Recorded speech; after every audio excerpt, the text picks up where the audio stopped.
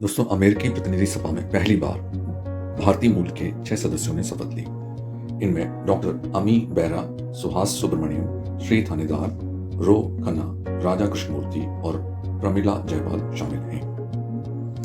दोस्तों, Indian navy 15 जनवरी को 3 उन्नत लड़ाकू प्लेटफॉर्मों INS नीलगिरी, INS सूरत और INS मार्गशीर को कमीशनिंग करेगी और ये तीनों युद्धपोत इंडियन नेवी के बेड़े में शामिल होंगे।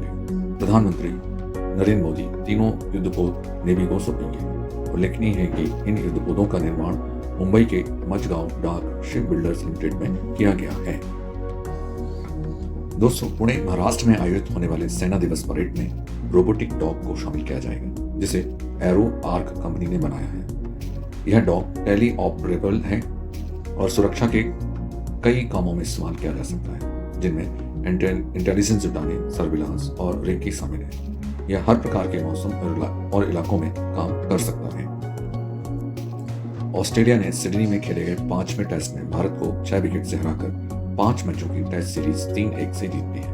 भारत को 10 साल बाद बॉर्डर गावस्कर ट्रॉफी में हार मिली है। इसके साथ ही ऑस्ट्रेलिया आधिकारिक तौर पर वर्ल्ड टेस्ट चैंपियनशिप में के फाइनल में पहुंच गया है, जहां उसका सामना दक्षिण अफ्रीका से होगा।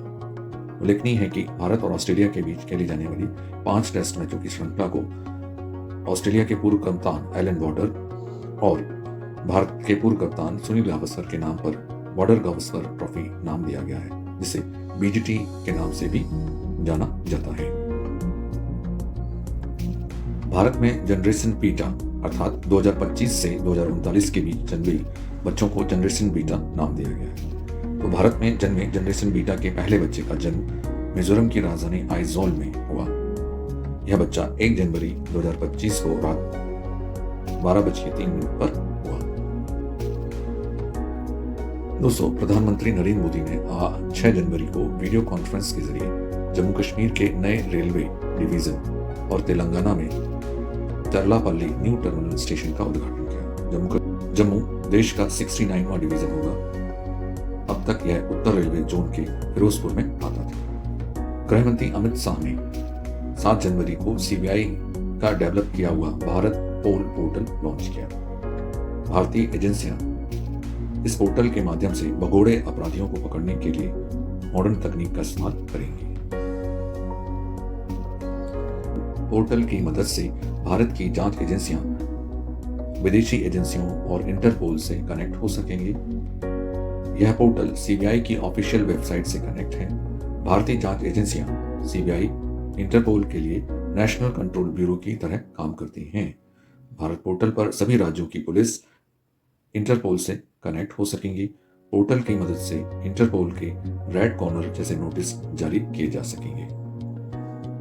7 जनवरी को पेट्रोलियम और नेचुरल गैस मिनिस्ट्री ने साल 2024 का रिव्यू जारी किया। इसमें बताया गया है कि प्रधानमंत्री उज्ज्वला योजना के तहत अब तक 10.33 करोड़ LPG कनेक्शन दिए जा चुके हैं। वहीं देश में कुल LPG कनेक्शन 32.83 करोड़ हैं। साल 2014 में देश में कुल 14.52 करोड़ LPG कनेक्शन थे। देश भर में करीब 13 लाख गैस सिलेंडर रोज रिफिल किए जाते हैं। देश में घरेलू गैस की सालाना खपत प्रति व्यक्ति 3.95 किलो है। देश भर में ऑपरेशनल यानी चालू गैस पाइपलाइन 24,945 किलोमीटर की हो गई है। 2014 में 15,340 किलोमीटर की गैस पाइपलाइन थी। उल्लेखनीय है कि प्रधानमंत्री उज्ज्वला योजना का शुभारंभ मई 2016 में उत्तर प्रदेश के बलिया जिले से किया गया था। इसके तहत घरेलू LPG सिलेंडर कनेक्शन सब्सिडी मूल्य पर उपलब्ध कराए जाते हैं। दोस्तों, 8 से 10 जनवरी 2025 तक दिल्ली से लगे हुए उत्तर प्रदेश के ग्रेटर नोएडा में इंडस फूड 2025 का 8वां सेशन प्रारंभ होगा। दोस्तों, यह एक व्यंजन मेला है जो प्रतिवर्ष आयोजित किया जाता है। इंडस फूड 2025 में 30 से ज्यादा देशों के 2300 लोग एग्जीबिशन में हिस्सा लेंगे।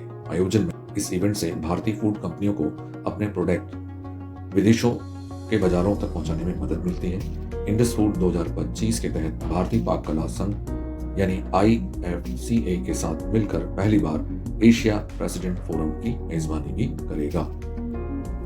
केंद्रीय इस्पात और भारी उद्योग मंत्री HD कुमारस्वामी ने स्टील के लिए PLI स्कीम 1 लॉन्च की है।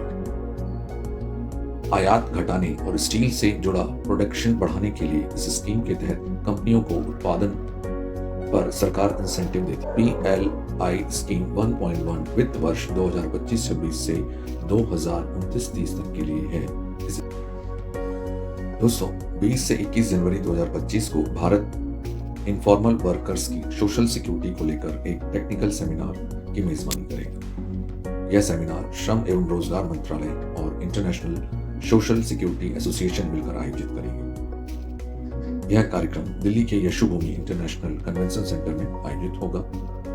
World Bank, International Labour Organisation, UN India जैसी संस्थाएं अपने प्रेजेंटेशन देंगी। भारत सरकार का वित्त मंत्रालय, विदेश मंत्रालय, नीति आयोग, स्वास्थ्य मंत्रालय और कई राज्य इसमें हिस्सा लेंगे। दोस्तों, इंडोनेशिया विकासशील देशों के समूह ब्रिक्स का फुल मेंबर यानी पूर्ण सदस्य बन गया है। ब्राजील ने सोमवार 6 जनवरी 2025 को इसकी घोषणा की। अब ब्रिक्स में 10 देश ब्राजील, रूस, इंडिया, चीन, south Africa, Egypt, Ethiopia, Iran, UAE और इंडोनेशिया शामिल है। ब्राजील ने 1 जनवरी 2025 को ब्रिक्स की अध्यक्षता संभाली है। वह इस साल के अंत तक यह जिम्मेदारी संभालेगा। इंडोनेशिया को ब्रिक्स में शामिल देशों का उद्देश्य आपसी शांति, सुरक्षा, विकास और सहयोग को बढ़ावा देना है। भारत सरकार के गृह मंत्रालय ने 5 जनवरी को अंतर्राष्ट्रीय छात्रों के लिए 2 स्पेशल कैटेगरी के वीजा शुरू किए हैं, E-स्टूडेंट वीजा और E-स्टूडेंट X वीजा। ये वीजा भारत में हायर एजुकेशन के लिए इच्छुक विदेशी छात्रों के लिए हैं। E-स्टूडेंट वीजा ऐसे विदेशी छात्रों को जारी किया जाएगा जो भारत में मान्यता प्राप्त शैक्षणिक संस्थानों में ग्रेजुएशन, पोस्ट ग्रेजुएशन, डॉक्टरेट या सर्टिफिकेट प्रोग्राम के लिए एडमिशन चाहते हैं। E-स्टूडेंट वीजा 5 साल के लिए वैध होगा।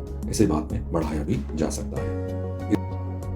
एशिया के सबसे बड़े एयर शो एरो इंडिया 2025 10 से 14 फरवरी के बीच आयोजित किया जाएगा। एरो इंडिया 2025 कर्नाटक के बेंगलुरु स्थित येलहंका में आयोजित किया जाएगा।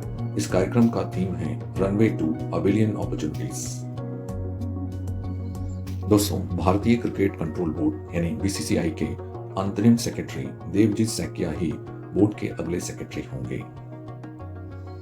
दोस्तों, दिल्ली की मुख्यमंत्री आतिशी ने 5 जनवरी को दिल्ली में 10 metre world class Olympic level की शूटिंग रेंज का उद्घाटन किया। दोस्तों, गोल्डन ग्लोब अवार्ड में भारत की तरफ से पायल कापड़िया की film all we imagine as light को 2 कैटेगरी में नॉमिनेट किया गया था। हालांकि फिल्म ये अवार्ड जीतने से चूक गई।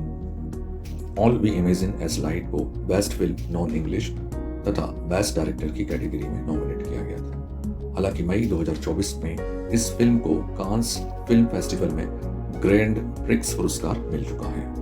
BCCI लिमिटेड ने अपनी न्यूक्लियर एनर्जी प्रोग्राम को आगे बढ़ाने के लिए NTPC परमाणु एनर्जी निगम लिमिटेड नामक सहायक कंपनी का गठन किया है।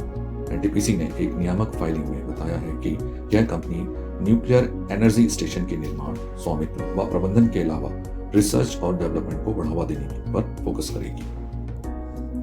संयुक्त राष्ट्र मानव अधिकार परिषद के प्रमुख वोल्कर तुर्क ने बताया कि ईरान में 2024 में 900 से ज्यादा लोगों को मौत की सजा दी गई, जिनमें कई महिलाएं शामिल थीं। एमनेस्टी इंटरनेशनल समेत मानव अधिकार समूहों के अनुसार चीन को छोड़कर किसी भी अन्य देश की तुलना में ईरान प्रति वर्ष अधिक लोगों को मौत की सजा देता है। चीन की न्यूज एजेंसी सिन्हुआ के अनुसार तिब्बत में 7 जनवरी मंगलवार सुबह 7.1 तीव्रता के भूकंप से अब तक कम से कम 126 लोगों की मौत हुई। भूकंप के कारण करीब 188 लोग घायल हो गए।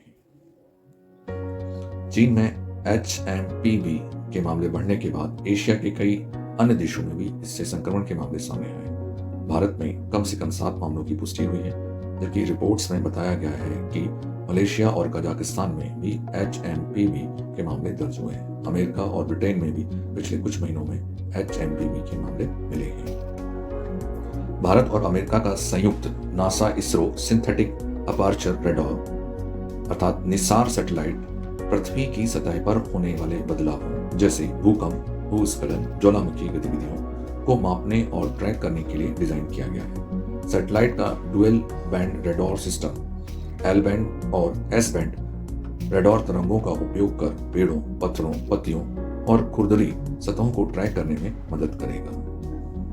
दोस्तों, केंद्र सरकार ने दिवंगत राष्ट्रपति प्रणब मुखर्जी के स्मारक के निर्माण के लिए राजघाट परिसर में राष्ट्रीय स्मृति स्थल पर जमीन चिन्हित करने को स्वीकृति प्रदान कर दी। उल्लेखनीय है कि प्रणब मुखर्जी का अगस्त 2020 में निधन हुआ था। दोस्तों, तिब्बत पॉलिसी इंस्टीट्यूट के शोधकर्ता तेम्पा ग्लान सेन के अनुसार तिब्बत में ब्रह्मपुत्र नदी पर चीन के प्रस्तावित सुपर डैम से पूर्वोत्तर भारत और बांग्लादेश में गंभीर परिणाम होंगे। ग्लैनसेन के अनुसार गर्मियों में अतिरिक्त पानी छोड़ने से बाढ़ और सर्दियों में वाटर स्टोरेज से क्षेत्र में पानी की कमी आएगी। उनके अनुसार मेगा डैम से हिमालयी क्षेत्रों में भूकंप गतिविधियां बढ़ेंगी। दोस्तों, मंगलवार यानी 7 जनवरी 2025 को भारत के मुख्य चुनाव आयुक्त राजीव कुमार ने कहा कि भारत जल्द ही 100 करोड़ मतदाताओं वाला देश बन जाएगा। उन्होंने कहा कि हम 99 करोड़ मतदाताओं को पार कर रहे हैं। हम बहुत जल्द ही 1 अरब मतदाताओं वाला देश बनने जा रहे हैं, जो मतदान में एक नया रिकॉर्ड होगा। दोस्तों, 5 फरवरी को दिल्ली विधानसभा के चुनाव होने जा रहे हैं, जिसके चलते दिल्ली की मुख्यमंत्री चर्चा का विषय बनी हुई है। इसी संदर्भ में दिल्ली के पहले मुख्यमंत्री का नाम दिवंगत कांग्रेस नेता चौधरी ब्रह्म प्रकाश दिल्ली के पहले मुख्यमंत्री थे और 17 मार्च 1952 से 12 फरवरी 1955 तक उनका कार्यकाल रहा। चौधरी ब्रह्म प्रकाश किसी विशेष वाहन से चलने की बजाय बसों में सामान्य आदमी की तरह सफर करते थे और उनकी सादगी की वजह से उन्हें शेर ए दिल्ली कहा जाता था। ब्रह्म प्रकाश जी का जन्म केन्या में हुआ था।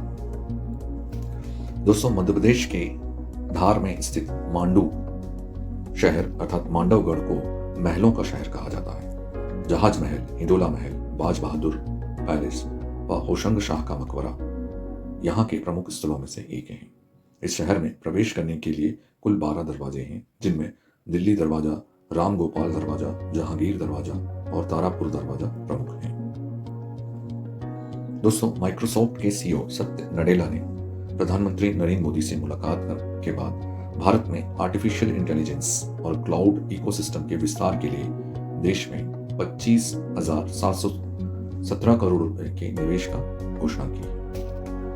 दोस्तों, प्रधानमंत्री नरेंद्र मोदी ने रविवार को दिल्ली गाजियाबाद मेरठ नमो भारत कॉरिडोर के 13 किलोमीटर लंबे हिस्से का उद्घाटन किया, जिसके बाद भारत के पास अब 1000 किलोमीटर लंबा दुनिया का तीसरा सबसे बड़ा मेट्रो नेटवर्क है। सरकार के अनुसार देश के 23 शहरों में मेट्रो रेल रोजाना करीब 1 करोड़ लोगों का आवागमन का साधन है। कनाडाई प्रधानमंत्री जस्टिन ट्रूडो ने पार्टी सांसदों के विरोध के बाद सोमवार को प्रधानमंत्री पद और कनाडाई लिबरल पार्टी के प्रमुख पद से इस्तीफा दे दिया।